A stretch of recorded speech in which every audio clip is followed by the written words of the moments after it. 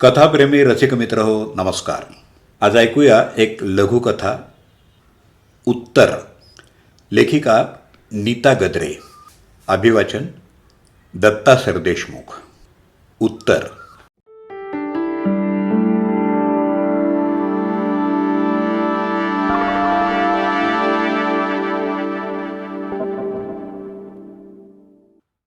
बायकोबरोबर साड्यांची खरेदी हा विषय अनेकांना विनोदी वाटतो. काही जणांना तो करून वाटतो. कुणाला कंटाळवाणा तर कुणाला तापदायक. पण मला मात्र हा प्रकार अतिशय इंटरेस्टिंग वाटतो. त्याची कारणं अनेक आहेत. मुळात स्त्री हा प्रकारच मला घायाळ करतो. त्यात सुंदर स्त्री म्हणजे जीवघेणी बाप. राणी. राणी म्हणजे माझी बायको. सुंदर आणि बांधेसूद आहे. 2 मुलं होऊन सुद्धा तिचं सौंदर्य मुळीच कमी झालेलं नाही. ती नोकरी करत नाही. माझ्यासारख्या आर्किटेक्टच्या बायकोला नोकरीची गरजच काय. ती पूर्णपणे घरगुती स्त्री आहे. ढिगभर नोकरांच्या मदतीनं ती घर सांभाळते. मुलांसाठी माझ्यासाठी कुकच्या मदतीनं नवनवीन रेसिपीज बनवते. ब्युटी पार्लरमध्ये जाऊन आपला चेहरा आणि आपलं शरीर सांभाळते. ती आकर्षक दिसते. अजूनही लोक तिच्याकडं थांबून वळून बघतात. माझ्या मुलांची ती मोठी बहीण वाटते. आणि या सगळ्या देखणेपणाची, लोकांच्या कौतुक भरल्या नजरांची जाणीव, एक सार्थ अभिमान माझ्या बायकोच्या चेहऱ्यावर आहे. साहजिकच तिच्याबरोबर मिरवताना मलाही फुशारल्यासारखं होतं. मला सौंदर्यदृष्टी आहे, रंगसंगतीची जाण आहे. माझ्या राणीला काय शोभून दिसेल हे मला चांगलं समजतं. म्हणूनच मी खूप इंटरेस्ट घेऊन तिच्याबरोबर जातो. तिला साड्या घेतो, वेगवेगळे ड्रेसेस तिच्यासाठी खरेदी करतो. त्या दिवशीसुद्धा तिच्याबरोबर साड्या खरेदीला गेलो. आरवाड्यांच्या दुकानात आमच्यासमोर नेमकरांनी साड्यांचे अक्षरशः ढीग रचले, ढीग. मला आणि राणीला कोणतीच साडी पसंत पडत नव्हती. राणीला आवडलेली कोणतीही साडी कितीही किंमत असली तरी मी घेणारच होतो. पैशाचा प्रश्नच नव्हता. नेमकर चिकाटीनं म्हणाले, थांबा बाई, नवा स्टॉक काढतो. नेमकर दुकानाच्या आतल्या भागात गेला. राणी आणि मी बसून राहिलो. मुलंही कंटाळून गुपचूप बसून राहिली.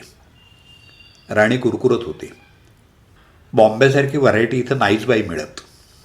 अगदी बोगस आहे तुमचं गाव. राणीचं म्हणणं खरं होतं. मलाही फलटण गाव आवडत नव्हतं. पण ते माझं जन्मगाव होतं. गावात आमचं जुनं घर होतं, जमीन होती.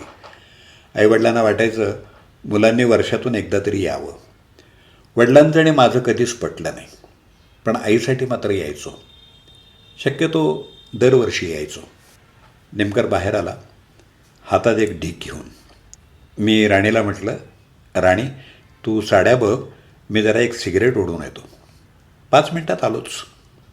राणीनं अनिच्छेनं मान हलवली. मी बाहेर पडलो. जरा कोपऱ्यापर्यंत गेलो. समोरच करमुसे टेलर्सचं दुकान होतं. दुकान बदललं होतं, सुधारलं होतं, तरी मी ते ओळखलं. दुकानाच्या एका भागात रेडीमेड कपड्यांच्या शोकेसेस होत्या आणि एका कोपऱ्यात करमुसे मशीनवर पाय मारत बसले होते. ते म्हातारे झाले होते, थकले होते. मी त्यांच्याजवळ जाऊन म्हटलं, ओळखलत का तात्या? करमुशांनी मान वर केली. डोळे बारीक करत ते म्हणाले, कोण तू? मी अशोक दातार. ओळखलं.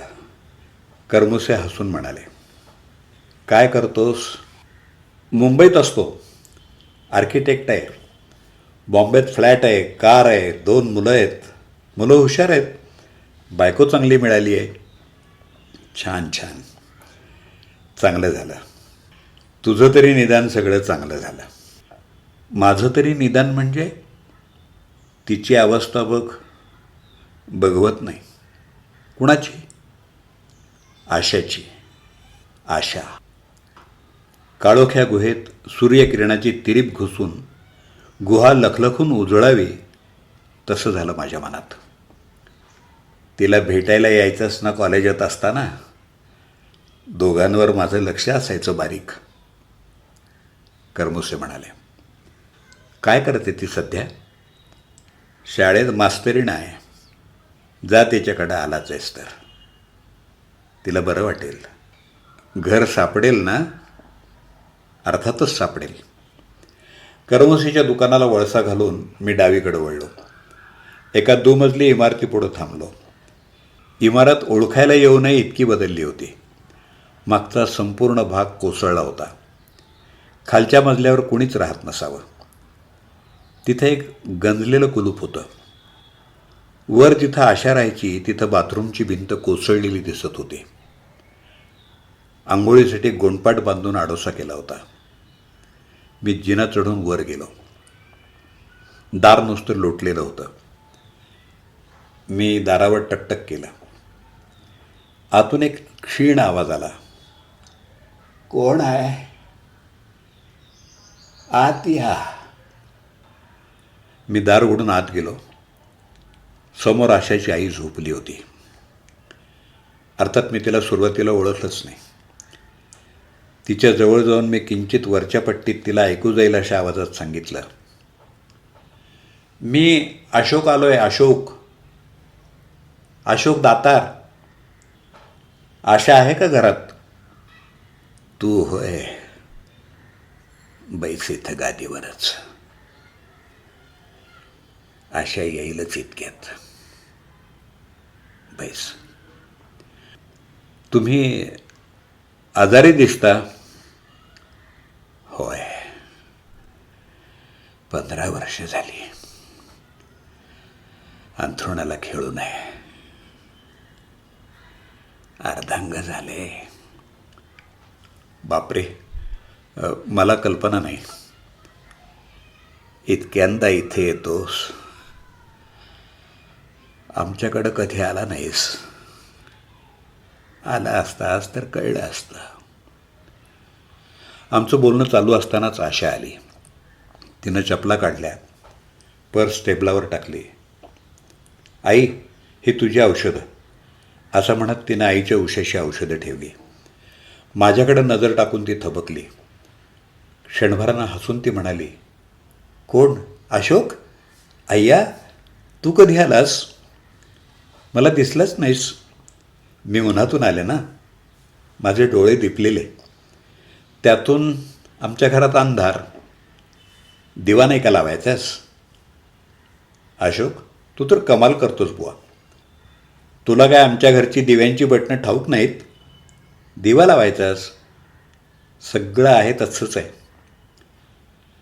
अंधारात वाढ झाली एवढाच फक्त बदल. मी ओशाळवणं हसलो. तसं नव्हे ग. अंधार बरा वाटत होता डोळ्यांना. तेवढाच गारवा. मीही उन्हातून आलोय ना. आशानं दिवा लावला. आशा आत्ता मला स्पष्ट दिसली. ती ओळखायला येणार नाही इतकी बदलली होती. अशक्त, फिकुटलेली, बहुतेक केस पांढरे झालेले, डोळ्यांभोवती काळी वर्तुळं. या सगळ्यांशी विसंगत अशी एकच गोष्ट होती, ती म्हणजे तिच्या ओठावरचं हसू. इतकं हसू की जे फक्त ओठातूनच बाहेर पडून संपत नव्हतं, तर ते तिच्या डोळ्यातूनही ओसंडत होतं.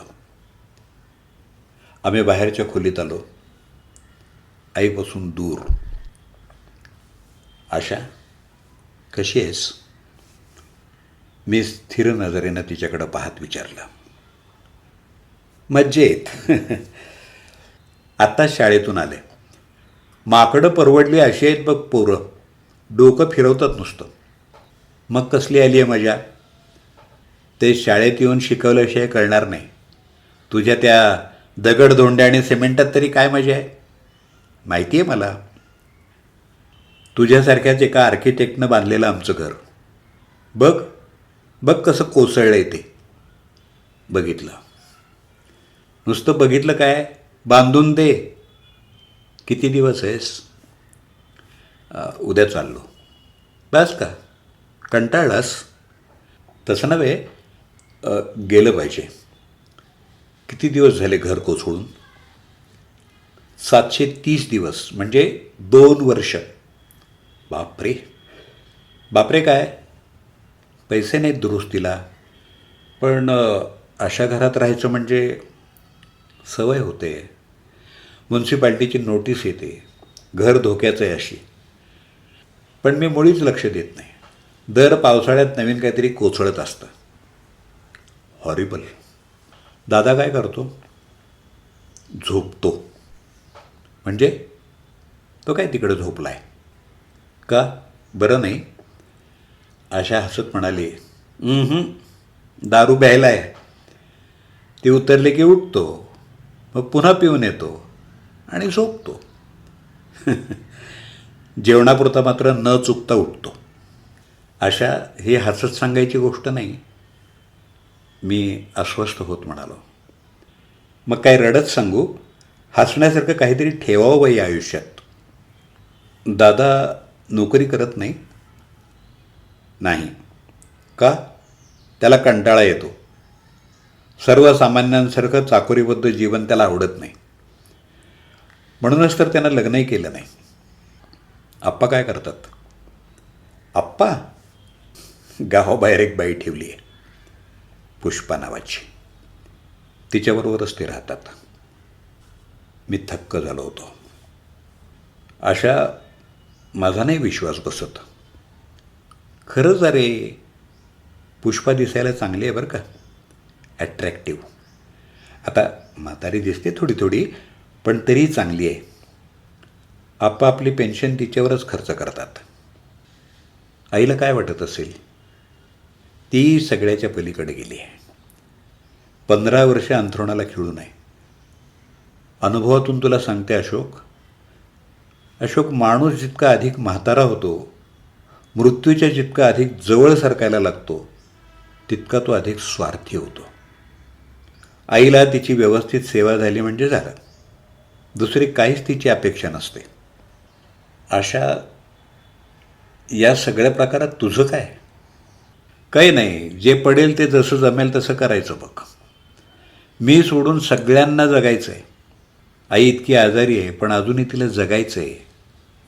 माझ्या दारुड्या भावाला, बदफैली बापाला, सगळ्यांना खूप खूप जगायचं आहे. त्यांना पोसायची ड्युटी लावून देवानं मला या जगात पाठवलं आहे. ते माझं नशीब आहे. ते नाही बदलता येणार. माझा देवावर विश्वास नाही अशा. माझा आहे ना, विश्वास आहे. म्हणूनच तो चुकू शकतो हेही मला पटतं. अशोक, मी त्याची डिफिकल्टी समजू शकते. अरे, कोट्यवधी वर्ष झाली बिचारा एकटाच देव एवढ्या मोठ्या जगाचं ॲडमिनिस्ट्रेशन बघतोय. It's not a joke. सोपं काम नाही आहे ते. मग तो डिव्हिजन ऑफ लेबर करतो. फॉर एक्झाम्पल माझं घर, या तिघांचं म्हणे सगळं मी बघायचं. असंच घरोघरी तो करतो. एकेकाला निरर्थक आणि निरुद्योगी लोकांचा ग्रुप करून वाटून देतो. चालतोय जगाचा कारभार. Actually God needs a helping hand. मदतीला कोणीतरी हवं आहे ना. अरे, नाव the world has gone beyond his control. कायदा आणि सुव्यवस्था स्थिती पार ढासळली आहे. हे सगळं बोलत असताना निदान अशी हसू तरी नकोस. अशा मला ऐकवत नाही आहे. नुसतं ऐकवतसुद्धा नाही आहे. ठीक आहे, विषय बदलूया आपण. नवीन काय वाचलं आहे? अशा आप्पांना समजावत का नाहीस? दादाला एकदा सुनवून दे. सगळं करून झालं आहे, उपयोग होत नाही. I have to face the situation, that's all. Ashok, तुला कामदेवाची गोष्ट माहिती आहे ना? कुठली? एकदा कामदेव खेळून दमला. शिवाय उन्हाचाही ताप झाल्यामुळं तो विश्रांतीसाठी एका गुहेत शिरला. पण ती गुहा म्हणजे मृत्यूचं घर होतं. तिथं गेल्यावर कामदेवानं एकदम जमिनीवर अंग टाकलं आणि तो झोपी गेला. अस्ताव्यस्त झोपल्यामुळं त्याच्या बाणांचा भाता खांद्यावरून घसरला आणि त्यातले काही बाण खाली पडले. थोड्या वेळानं त्याला जाग आली. घाईघाईनं बाण भात्यात भरून तो निघून गेला. घाईमध्ये त्याचे बाण मृत्यूच्या घरात राहिले आणि तिथं असलेले बाण कामदेवाच्या भात्यात आले. तेव्हापासून म्हातारी माणसंसुद्धा प्रेमात पडू लागली आणि तरुण माणसं अकाली मरण पाहू लागली. माझ्यासाठी कामदेवानं चुकून मृत्यूदेवाचा बाण वापरलाय रे. मी मृत्यूची वाट पाहते अशोक, मी मृत्यूची वाट पाहते. फक्त तोच मला या घरातून सोडवू शकेल. आम्ही दोघंही स्तब्ध झालो. सगळा धीर एकवटून मी विचारलं, लग्न का नाही करत? कोण लग्न करेल माझ्याशी? माझ्या रूपाचा अवतार बघितलंस ना? पूर्वीच करायचंस. तुझ्यासाठी स्थळं बघितली नाहीत का कोणी? मीच नको म्हटलं. अशोक, मरण जवळ आलेला माणूस धीट बनतो आणि खरंही बोलतो. म्हणून सांगते की मला तू आवडला होतास. अशोक, मला तुझ्याशी आणि फक्त तुझ्याशीच लग्न करायचं होतं. मला तू भेटायला यायचंस. आपण एकत्र कॉलेजात जायचो, एकत्रच अभ्यास करायचो. तुला आठवतं? माझ्या नोट्सच्या वहीतून मी तुला एक चिठ्ठी पाठवली होती. हो, त्यात तू लिहिलं होतंस की मी तुला आवडतो. मग का उत्तर दिलं नाहीस त्या चिठ्ठीचं? तिच्या नजरेला नजर न भिडवता मी उत्तर दिलं. मी त्यावेळी कोणीच नव्हतो आशा. माझं शिक्षण पूर्ण व्हायचं होतं. मला करिअर करायचं होतं. मी थांबले असते. तू काहीतरी कळवायचं होतंस. मी तुला आवडत नव्हते तसं नाही, म्हणजे आवडत नव्हतीस असं नाही. मग बोल ना, बोल. व्हायचं ते होऊन गेलं. आता बोलण्यात काय अर्थ आहे? अर्थ आहे अरे. माझ्या दृष्टीनं त्याखेरीज दुसऱ्या कशातच अर्थ नाही. मला उत्तर हवं आहे अशोक, मला उत्तर हवं आहे. मी फक्त ते उत्तर ऐकण्यापुरतीच, ते उत्तर ऐकण्यासाठीच जिवंत आहे असं समज. मी तुझ्या प्रेमाला लायकच नाही आहे आशा. तुझ्या इतकं भरभरून प्रेम करणं मला जमलंच नसतं बहुतेक. मी तेव्हा जितका इमॅच्युअर होतो तितकाच आजही आहे असंच वाटतंय मला. अगं, प्रेम ही गोष्ट इतकी सिरियसली घ्यायची असते? मी तशी ती कधी मानली नाही. इतकं प्रेम कुणी कुणावर करतं इतकी वर्ष, तेही मुकाट्यानं, न बोलता. अशोक, कुणावर खरं खरं प्रेम केलंच? नाहीच बहुतेक. दुर्दैवी आहेस. झपाटून टाकणारा अनुभव असतो तो तू घेतला नसशील तर खरंच अपूर्ण आहे तुझं जीणं. ज्या उत्तरासाठी इतकी वर्ष थांबले ते तुझं उत्तर ऐकून एकदम थकल्यासारखं वाटतंय बघ. जा Ashok, please go, please go. तुला चहा वगैरे विचारायचं आणि करून द्यायचं बळ नाही आहे माझ्या अंगात. Please go Ashok, please. Sorry Asha, खरंच सॉरी. मी उठलो. शुद्धीत नसल्यासारखा जिना उतरून खाली आलो. कुणीतरी मुसक्या बांधून नेल्यासारखा घरी आलो. राणी घरी आली होती. कुठलीच साडी तिला पसंत पडली नव्हती. मला बघताच ती तावातावानं पुढं आली. कुठं गेला होतात? 5 मिनिटात येतोच असं सांगून कुठं गायब झालात? इथं बायका पोरं उन्हातानात तळपतायत, ताण्यानं घसे सुकले आमचे, आणि हे निघून गेले न सांगता. काय समजायचं आम्ही? कुठे गेला होतात? अहो, निदान दुकानात येऊन सांगून जाता येत नाही? सॉरी. नुसतं सॉरी म्हणून चुका सुधारता येत नाहीत, समजलं? कारशिवाय बॉम्बेत हिंडत नाही मी. इथं 2 पोरं आणि सामान घेऊन मी धापा टाकत चालत घरी आले, माहिती आहे? रिक्षा पण मिळेना तुमच्या या भुक्कड गावात. बरोबर अर्धा तास मी उन्हात उभी होते, भर दुपारच्या तळपत्या उन्हात. अर्धा तास मला मला उभं राहावं लागलं. मी चिडून म्हटलं, उभा जन्म उन्हात काढणारी माणसं असतात, काय बिघडलं अर्धा तास उभी राहिलीस तर. राणी अचानक हसत सुटली. ईश्वर, अहो एकदम जन्मभर उन्हात राहणाऱ्या माणसांचा काय विषय काढताय. गंमत केली मी तुझी. I have waited for you only for 5 minutes. Then I got a rickshaw and came home. I had my lunch also, and now I will have a nap. चिडू नकोस, आई थांबल्यात, जा जेव जा. राणी लाडात आली. ती पुढं झाली. उगीच चिडतो माझा राजा. माय लव. तिनं माझ्या गळ्यात हात टाकले.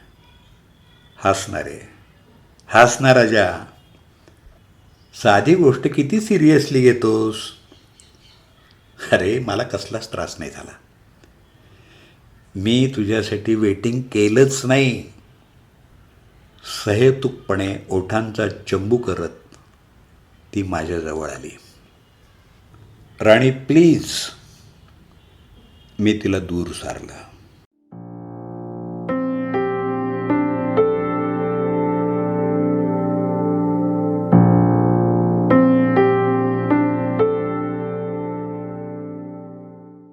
उत्तर. ही लघुकथा आत्ताच आपण ऐकलीत. लेखिका नीता गद्रे. अभिवाचन दत्ता सरदेशमुख. ही कथा आपल्याला आवडली असेल तर आपल्या मित्रांना जरूर फॉरवर्ड करा. आपल्या प्रतिक्रिया आणि अभिप्राय आपण माझ्या व्हॉट्सअप नंबरवर कळवू शकता. मी दत्ता सरदेशमुख. माझा व्हॉट्सअप नंबर आहे 8329730186.